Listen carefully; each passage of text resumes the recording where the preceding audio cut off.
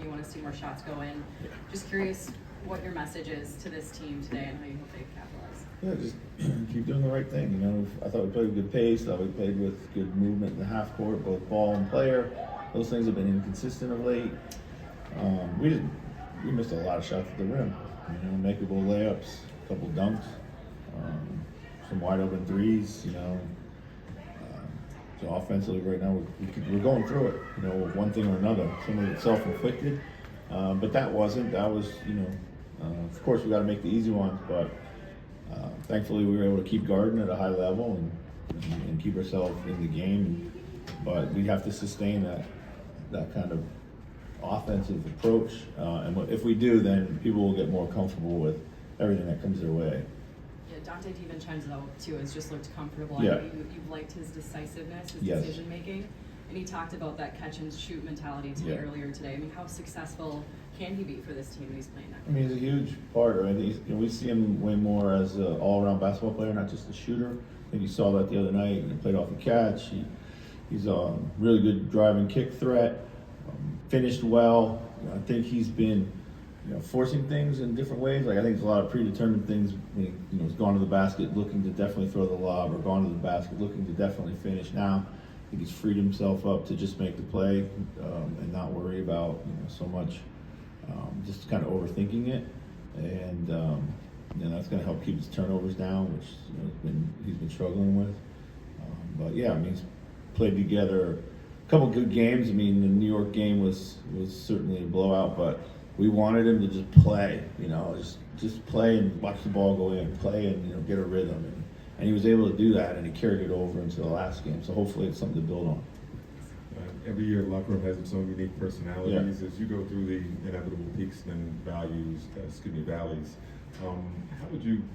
the challenge of keeping the morale up, you know, with the unique personalities with this one? Yeah, we got really good guys. I think we have guys that are pretty, you know, even keeled, maybe even too quiet at times, you know, so it's that's not really been the challenge. I think just, you know, making sure that we're not living and dying with every single loss or result, or, you know, we still see this as pretty early in the process of integrating everybody, and there, you know, we're facing some challenges that we didn't anticipate maybe, and we're trying to, you know, kind of reinvent ourselves on the fly. So, you know, we're dealing with the weight of expectation of a great season from last year, but this is a totally different team in its personality, if you really want to know. So. Now he's coming off a strong game. What have you been most proud of with him during his dry stretch? Yeah, that he's you know, that he's doing other things to,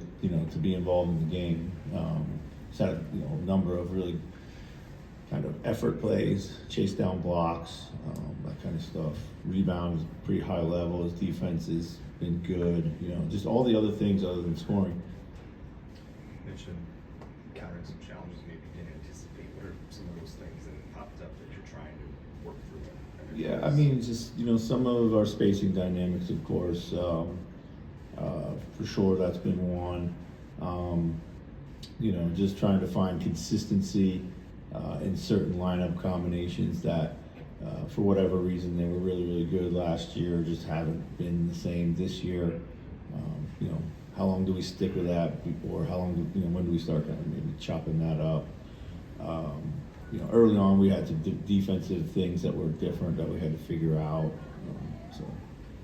And after the last two games, you sounded fairly frustrated first with the inability to get to the rim for the crowds he was seeing. The last game, the officiating. You know, you've often said, and he's often said that he needs to be having fun, and that's when he's at his best. Is he having fun right now, or I mean, that maybe it's that's a question better suited for him for sure. You know, I know he's frustrated, of course, and he's frustrated at different levels, but you know, he also has to kind of adjust a little bit now too. You know, if they're going to put multiple bodies in front of him, there's only so much that can be done. You know, you got to make the right plays. Got to use that as a gravity to get his teammates open and early, or he's got to just go earlier before they load up. You know, he's just got to stick with it. Everybody goes through a period where it's not a lot of fun, you know. So, but the fun is in the winning. You two had a conversation off to the side of shoe around. Was that some of the things you were emphasizing to him? Yeah, we're just, today? you know, we were talking about a lot of different things.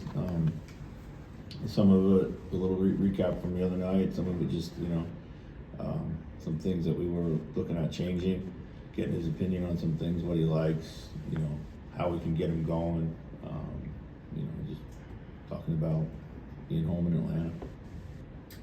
As an opposing coach who also coached in the West the last couple of years, when you look at Dyson Daniels for Atlanta and what he's done this year versus what he was doing in New Orleans, what stands out to you as maybe being different?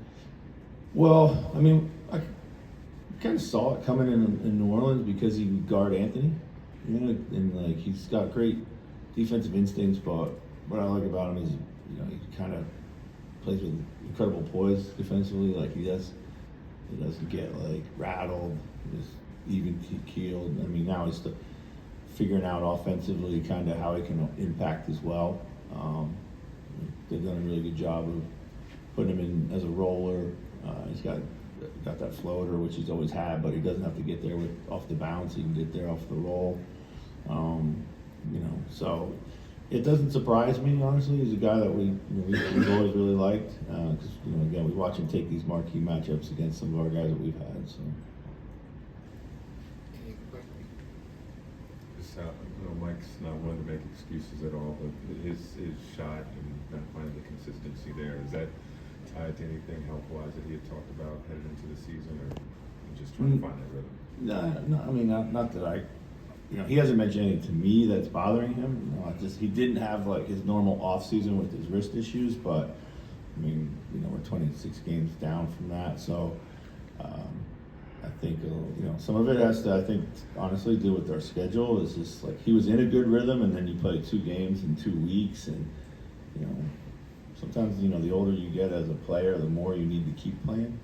Like the rest is counterproductive to older players, where you might think it might benefit them, but staying in a rhythm is the most important thing. Thanks, guys.